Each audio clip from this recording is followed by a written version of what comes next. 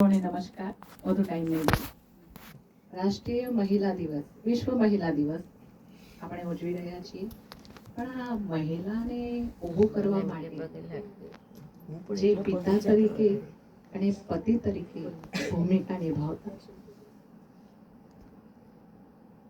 પુરુષો માટે એમનો આભાર માનવા માટે હું એક કવિતા અહીંયા પ્રસ્તુત કરવા ઈચ્છું છું.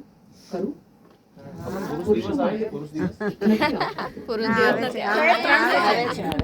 અને પતિની જે ભૂમિકા ભજવે છે અને આપણને જે માર્ગદર્શન આપે છે એટલે જ આપણે અહીંયા ઉભા છીએ.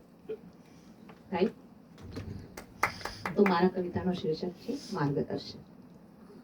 હોય રણકાર જ્યારે સમસ્યાનો, હોય રણકાર જ્યારે સમસ્યાનો, બનીને ભીષ્મ પિતામહ આવ્યા તમે. આંગળી ઝીલીને સમજાવ્યું એવા ગુરુ બનીને આવ્યા તમે.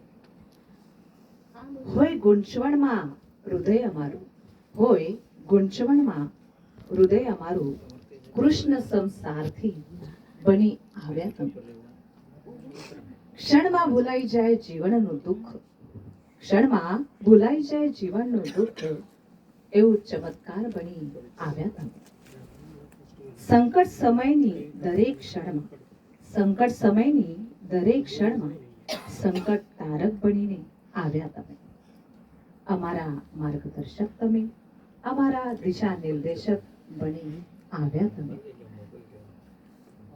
પુરુષ એ ઘરની આણ અને બાણ હોય છે. છેલ્લા શબ્દમાં હું કહું છું, આ ઘરની આણ અને શાન, આ ઘરની આણ અને શાન એવા મારા પિતા વન મેન આર્મી કહેવાય તમને, વન મેન આર્મી કહેવાય તમને.